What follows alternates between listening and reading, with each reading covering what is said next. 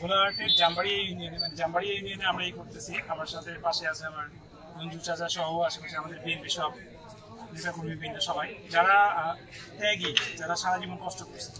আজকে বেসিক্যালি আমি এখানকার চাপানের 2 আসনের নাচল ভোলাহাট গমস্তাপুর থানার এমপি পদপ্রার্থী এম ফেরদৌস ইসলাম খোকন।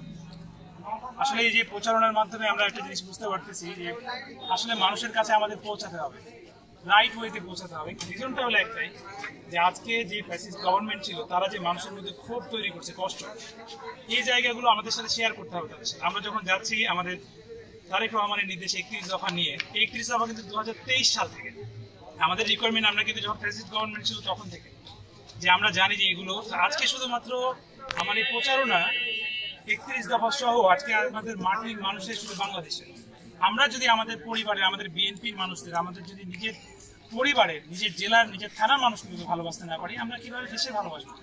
তো আজকে আমরা এখানে পৌঁছানোর উদ্দেশ্য হলো আজকে মানুষের সাথে মেশা। আমার যারা বাপ চাচার মতো মুরব্বীরা, যারা ত্যাগী সারা জীবন, আমি একজন, আমার রক্ত বিএনপি, ছোটবেলা থেকে এসেছি বাবা দেখতে, যে জেল, পুলিশ সবকিছু মিলে রাহাজানি, মিথ্যা মামলা সবকিছু।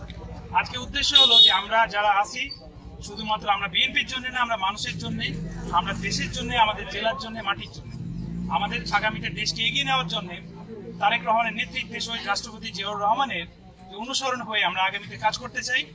শুধুমাত্র আমাদের জেলা আজকে হয়তো এটা সারা বিশ্ব দেখবে যে আসলে বিএনপি একটা দল যেটা মাটি মানুষের, যেটা দেশের জন্য। এতটুকুই আমাদের প্রত্যাশা। ধন্যবাদ। দেখেন, দল কি চাই? দল চাই যে আমরা মানুষের সাথে থাকি। দল চাই আমরা যেন দুষ্ট প্রকৃতির মানুষ হয়, আমরা যেন নির্যাতন না করি, না জানি খুন খারাপি, টেন্ডারবাজি না করি। আমি নিঃসন্দেহে বলবো যে আজকে আগামী তরুণ প্রজন্ম, সারা বাংলাদেশের মানুষ চাই এই ডাকসুর পরেও যে বাংলাদেশের এই জাতীয়তাবাদী দল চাই পরিষ্কার পরিচ্ছন্ন রাজনীতি, উদীয়মান রাজনীতি, যেটা আমরা গর্ব করে বলতে পারি। আমার ছোট ভাই থেকে শুরু করে আমার বাপ চাচা যে আমি বিএনপির দল করি, এটা আমাদের গর্বের বিষয়। বিএনপি কোন রাজনীতি চাঁদাবাজির দল না। আমার কাছে মনে হয়েছে আজকে আমি পরিষ্কার ভাবে ক্লিন যে আমার সাদা শরীরে একটা দাগও নাই। বিএনপি অফকোর্স যদি আগামী তরুণদের হিসেবে চিন্তা করে, নিঃসন্দেহে আমি বলবো বিএনপি দুষ্ট লোককে কখনো চায় না, সেটা আমিও চাই না। যদি দুষ্ট হয় আমি নিজেও চাই না। বিএনপি চাই স্বচ্ছ, পরিষ্কার আগামী দিনে লিডার থাকবে মাটিতে, জনগণ থাকবে মাথার উপরে। আজকে আমাদের রাজনীতি হতে হবে মাথার উপরে। যারা বাচ্চা ছিল, যারা ত্যাগী কষ্ট করছে, তাদেরকে ঘাড়ে রেখে তাদের শ্রদ্ধা নিয়ে আগামীতে রাজনীতি করা। কারণ আমরা মাঠে দৌড়াতে পারবো, আমি এখন 100 কিলোমিটার দৌড়াতে পারবো, কিন্তু আমার যে চাচা টুকুর করে যাচ্ছে সেই বৃদ্ধ মানুষ, কিন্তু সে ত্যাগী, সে জাগো দলের লোক, সে শহীদ রাষ্ট্রপতির সাথে রাজনীতি করার লোক। তাদেরকে সম্মান দেওয়া আমাদের নৈতিক দায়িত্ব। এই চিন্তা করে যদি আমরা আগে, ইনশাল্লাহ তরুণদের কোনো বিকল্প নাই। সেই জন্য আমাদের দলের কথা হলো যে তরুণদের প্রথম ভোট ধানের শীষের পক্ষে।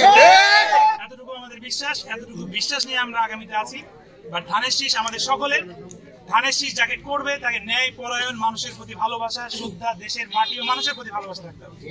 তার জন্য ধানের শীষ না, ধানের শীষ মানুষের পরাণে থাকতে হবে, মানুষের আত্মার সম্পর্কের সাথে ধানের শীষ হতে হবে। মনুষ্যত্বের ধানের শীষ, গণতন্ত্রের নাম ধানের শীষ। সন্তানদের জন্য আপনারা শুধু দোয়া করবেন, আওয়াজ দিবেন যে বাবা তোমরা সত্যটাকে সত্য বলতে শিখো, মিথ্যাটাকে মিথ্যা বলতে শিখো, তাহলে আর স্বৈরাচার বলে কোনো শব্দ থাকবে না।